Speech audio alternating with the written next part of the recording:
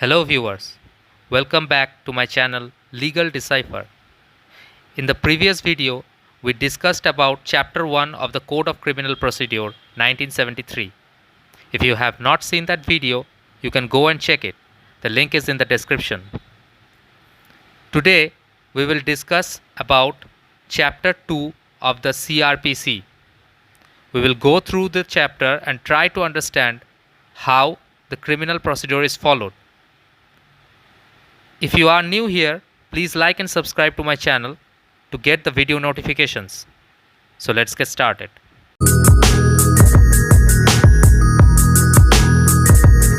Today we are going to learn chapter 2, which talks about the constitution of criminal courts and offices. In this chapter, we will learn how many kinds of courts are there in the criminal side. So section 6 talks about classes of criminal courts. It says, besides the High Court and court constituted under any law other than this code, there shall be in every state the following classes of criminal courts, namely the Court of Session, the judicial magistrates of first class in any metropolitan area or metropolitan magistrates, the judicial magistrates of second class, and executive magistrates. So, in every state there shall be an High Court and any other courts that are constituted under any special law. But besides the High Court and such other special court, there shall be a Court of Sessions where sessions cases will be tried, and there shall be judicial magistrates of first class and of second class. In metropolitan area, these judicial magistrates of first classes are known as metropolitan magistrates, and there shall also be an executive magistrate. Now section 7 talks about the territorial division. It says every state shall be a sessions division or shall consist of sessions divisions, and every sessions division shall, for the purposes of this code, be a district or consist of districts. So in every state there shall be a division. It shall be known as the sessions division, and in every sessions division, for the purpose of this code, there shall be a district. So each district shall have its own sessions division, and provided that every metropolitan area shall, for the said purposes, be a separate sessions division and district. So the metropolitan areas shall be considered as separate sessions division or district. The state government may, after consultation with the High Court, alter the limits or the number of such districts or divisions, and the state government may, after consultation with the High Court, divide any district into subdivisions and may alter the limits or the number of such subdivisions. So the state government has the power or authorization to alter or divide the limits or the numbers of such divisions and districts, but the state government shall do so only after the consultation with the High Court. Now the sessions divisions, districts and subdivisions existing in a state at the commencement of this code shall be deemed to have been formed under this section, which means those districts or subdivisions that are already existing in a state prior to the commencement of this code shall be thought to be a sessions division or district or subdivision formed under this section. Now let's move on to section 8, metropolitan areas. So what is a metropolitan area? It says the state government may by notification declare any city or town whose population exceeds 1 million. It shall be considered as a metropolitan area for the purposes of this code.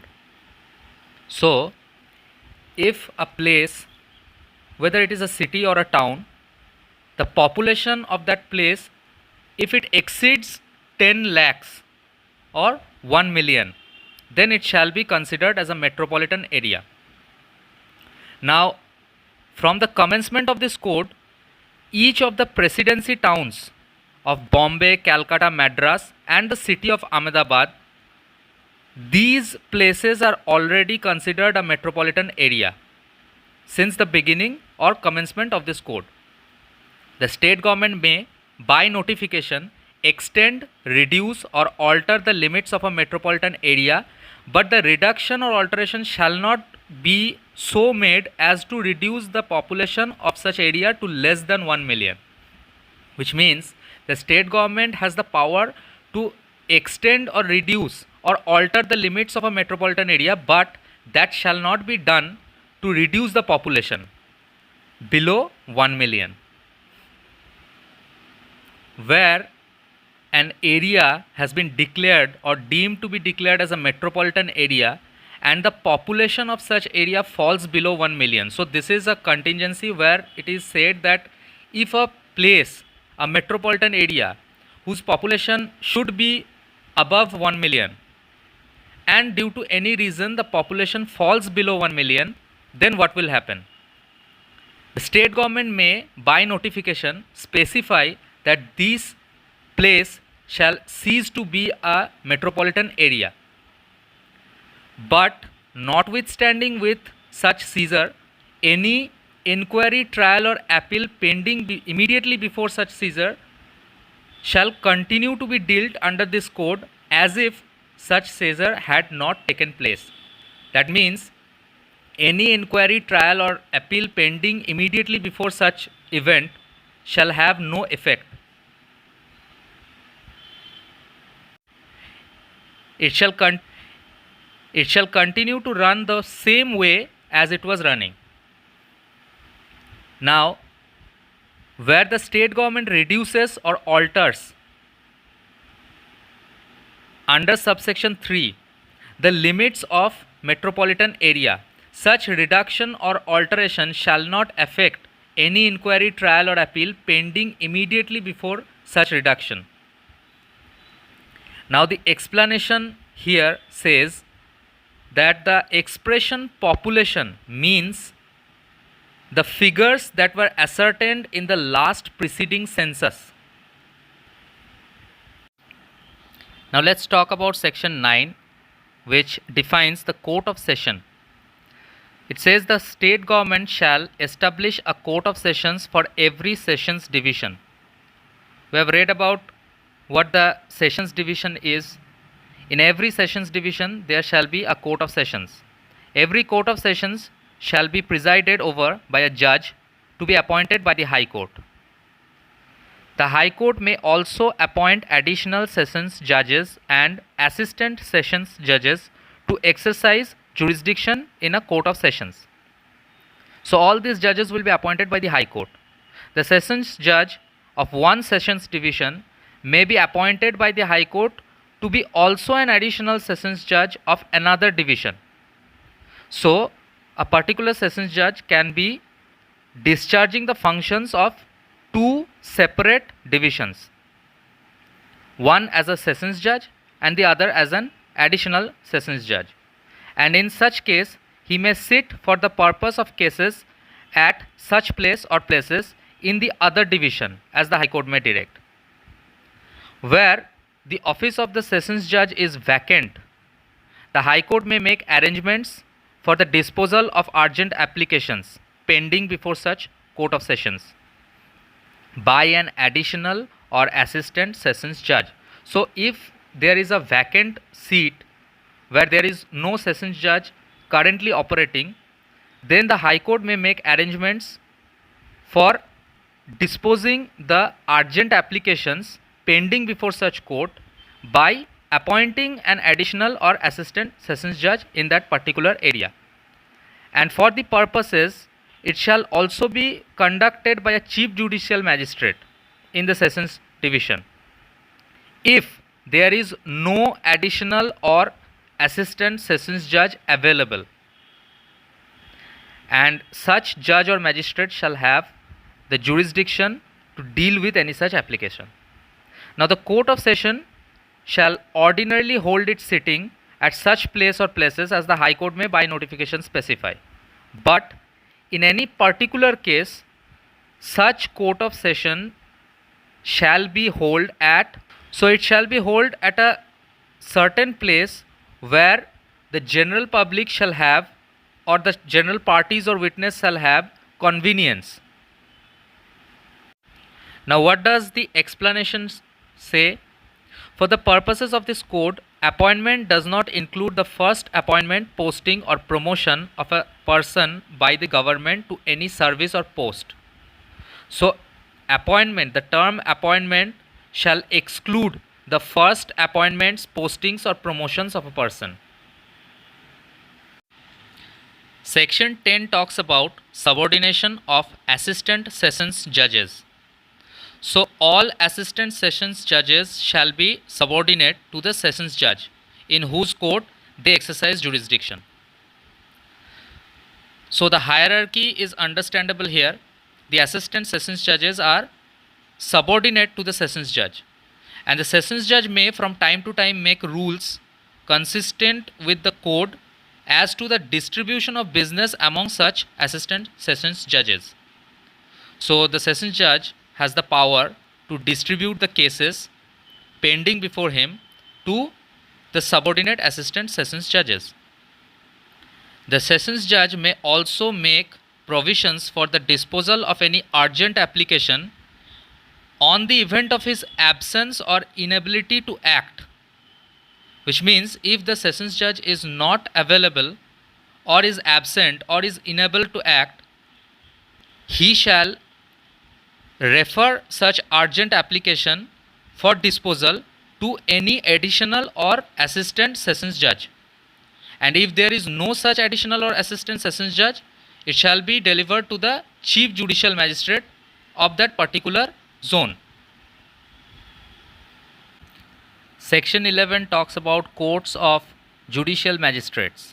In every district not being a metropolitan area, this is very important, there shall be established as many courts of judicial magistrates of the first class and of the second class.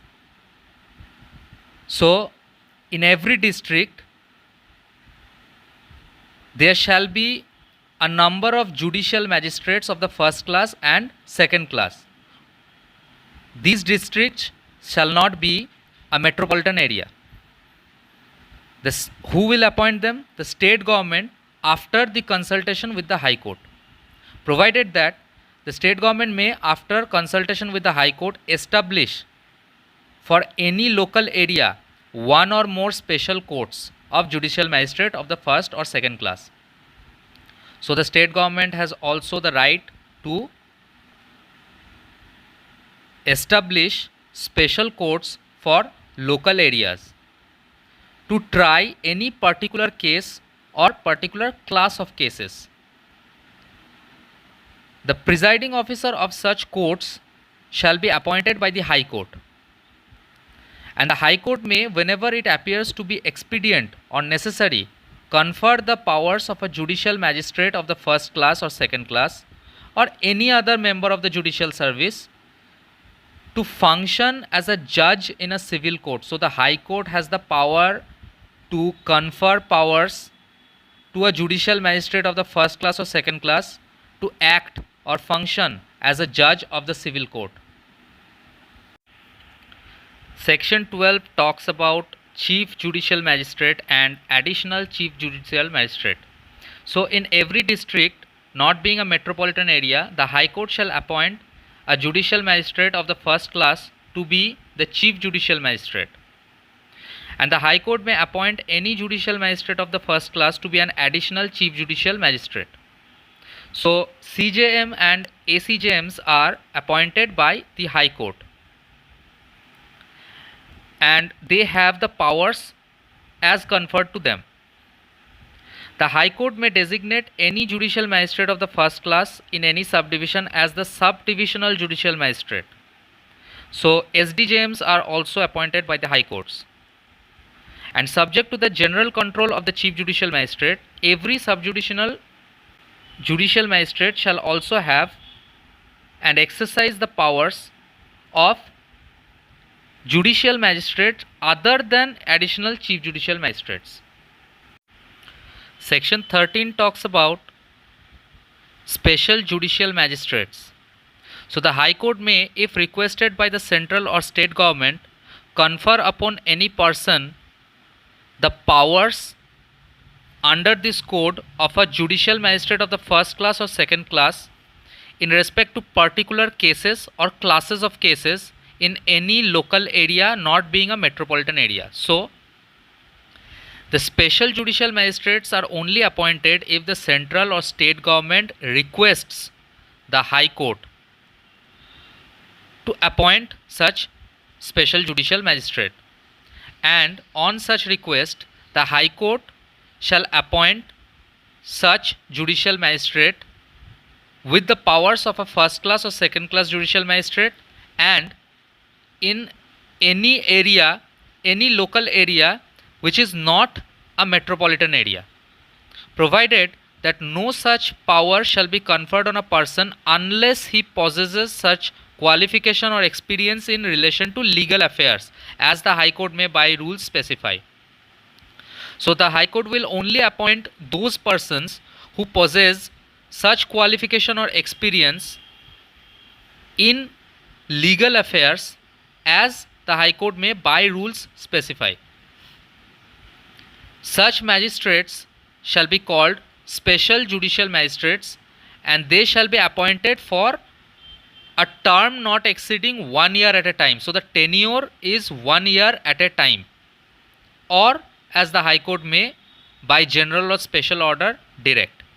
The High Court may empower a special judicial magistrate to exercise the powers of a metropolitan magistrate in relation to any metropolitan area outside his local jurisdiction. So we all know the High Court has a inherent local jurisdiction, and the High Court is generally situated in a metropolitan area. But if there is another metropolitan area which is outside the local jurisdiction of a High Court, then the High Court shall empower a special judicial magistrate with the powers of a metropolitan magistrate for such metropolitan area which is outside its local jurisdiction. Section 14 talks about the local jurisdiction of judicial magistrates. So subject to the control of the High Court, the Chief Judicial Magistrate may from time to time define the local limits of the areas within which the magistrates appointed under Section 11 or under 13 may exercise all or any powers with which they are respectively invested under this code. So the High Court controls, and the Chief Judicial Magistrate from time to time defines the local limits of the areas within which the magistrates who are appointed under Section 11 or 13 will exercise their powers, provided that the Court of Special Judicial Magistrate may hold its sitting at any place within the local area for which it is established, except as otherwise provided by such definition. The jurisdiction and powers of every such magistrate shall extend throughout the district. So where the local jurisdiction of a magistrate extends beyond the district or metropolitan area of which magistrate? Of magistrates who are appointed under Section 11, 13 or 18. If their local jurisdiction extends beyond the district or metropolitan area, then any reference in this code to the Court of Sessions, Chief Judicial Magistrate or the Chief Metropolitan Magistrate shall be construed or shall be understood in a particular way that those references are made to the Court of Sessions, Chief Judicial Magistrates and Chief Metropolitan Magistrates in relation to the said district or metropolitan area. So basically this clause enables the magistrates of a local jurisdiction to exercise their powers beyond the district or metropolitan area where they are established. Now Section 15 talks about the subordination of judicial magistrates. So every Chief Judicial Magistrate shall be subordinate to the Sessions Judge, and every other judicial magistrates shall be subordinate to the Chief Judicial Magistrate. So this is the hierarchy. On the top is the sessions judge for a district, and under him is the chief judicial magistrate, and under the chief judicial magistrate they all the other magistrates work. Now the chief judicial magistrate may from time to time make rules or give special orders so as to the distribution of business among the judicial magistrates subordinate to him. Section 16 talks about courts of metropolitan magistrates. In every metropolitan area there shall be established as many courts of metropolitan magistrates as the state government may, after consultation with the High Court, by notification specify. So there will be metropolitan magistrates in a metropolitan area, and the number shall be determined by the state government after consultation with the High Court. The presiding officer of such court shall be appointed by the High Court, and the jurisdiction and powers of every metropolitan magistrate shall extend throughout the metropolitan area. Section 17 talks about the chief metropolitan magistrate and additional chief metropolitan magistrate. The High Court shall appoint within a metropolitan area a metropolitan magistrate who shall be considered as the chief metropolitan magistrate for such metropolitan area. The High Court may appoint any metropolitan magistrate to be an additional chief metropolitan magistrate as well. And section 18 talks about special metropolitan magistrate. If you have understood the section 13 where special magistrates are appointed, section 18 has the same procedure as section 13. The only difference is that under section 18 special metropolitan magistrates are appointed, and under section 13 special magistrates are appointed. The procedures are same and identical. Section 19 talks about subordination of metropolitan magistrates. So the chief metropolitan magistrate and every additional chief metropolitan magistrate shall be subordinate to the sessions judge, and every other metropolitan magistrate shall, subject to the general control of the sessions judge, be subordinate to the chief metropolitan magistrate. So let's understand the hierarchy. Under the sessions judge there shall be a chief metropolitan magistrate, and under him there shall be additional chief metropolitan magistrates and other metropolitan magistrates. The High Court may, for the purposes of this code, define the extent of the subordination, if any, of the additional chief metropolitan magistrates to the chief metropolitan magistrate. And the chief metropolitan magistrate may from time to time distribute the business of the cases among the metropolitan magistrates and allocate such business to an additional chief metropolitan magistrate. So the metropolitan magistrates also work in the same procedure as judicial magistrates in the districts. Now section 20 talks about executive magistrates.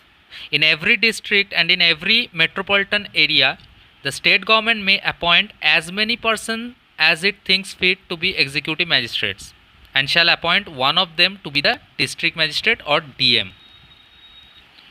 So there can be any number of executive magistrates in a district, and one of them shall be the district magistrate. The state government may appoint any executive magistrate to be an additional district magistrate, and he shall have all the powers of a district magistrate. Whenever in consequence of an office of a district magistrate becoming vacant, so when the office of a district magistrate or DM becomes vacant, in that case any officer who succeeds temporarily shall have and exercise all the powers and perform all such duties as the state government delegates him. The state government may place an executive magistrate in charge of a subdivision, and he shall be called the subdivisional magistrate.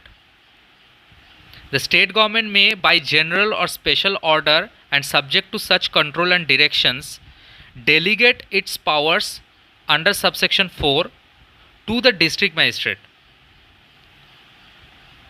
Nothing in this section shall preclude the state government from conferring on a commissioner of police any or all powers of an executive magistrate in relation to a metropolitan area. So the state government may delegate its powers on a commissioner of police in relation to a metropolitan area, so that such commissioner of police functions as an executive magistrate.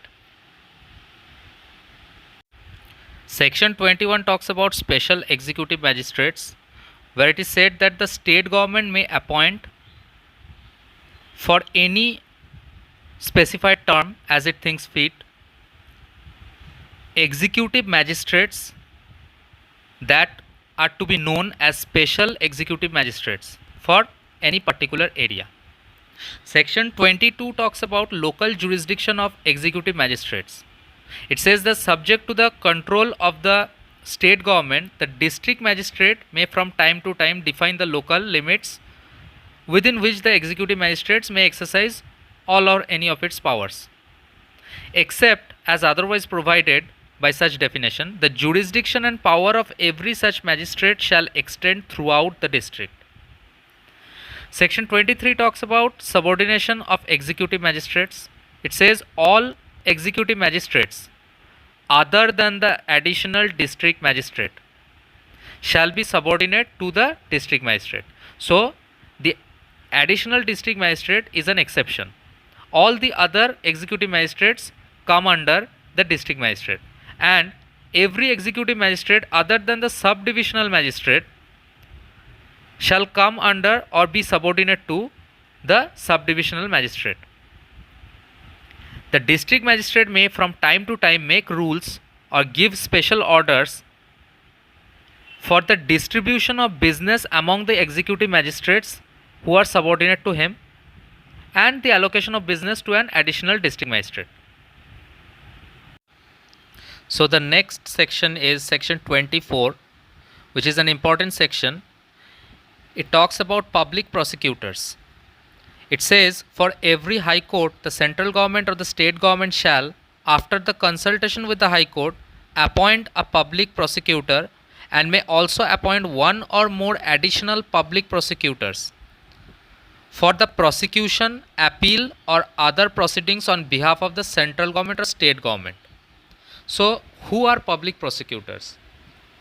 Public prosecutors are the prosecution side, who prosecutes the people and helps the central government or the state government, basically the government side, for conducting any case on behalf of the government.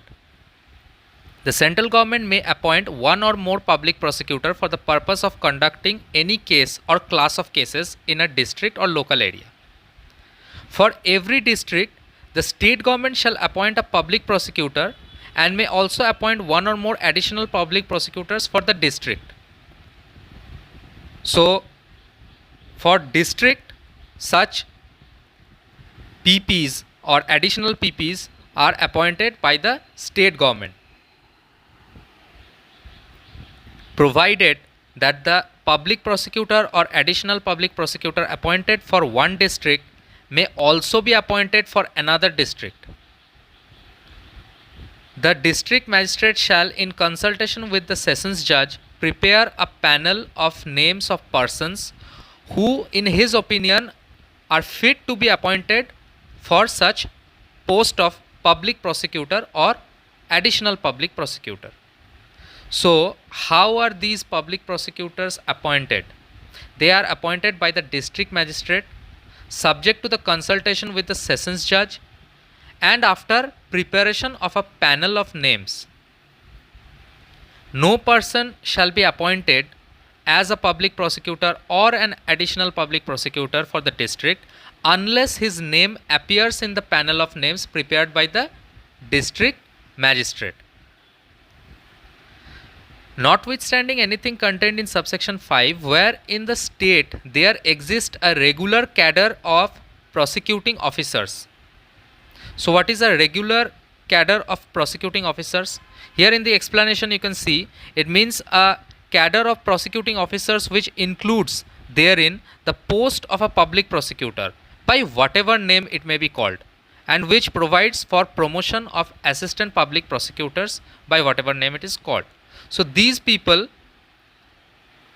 there are some places where these peoples are the first choice, as it is said in subsection 6 that these are the only persons from whom such additional public prosecutors or public prosecutors shall be appointed, provided that where in the opinion of the state government no suitable person is available in such cadre for such appointment, the government may appoint a person as public prosecutor or additional public prosecutor as the case may be from the panel of names prepared by the district magistrate. So if the government does not find any suitable candidate to be appointed as a public prosecutor from the regular cadre of prosecuting officers, then it shall go with the panel of names that is prepared by the district magistrate for such appointment.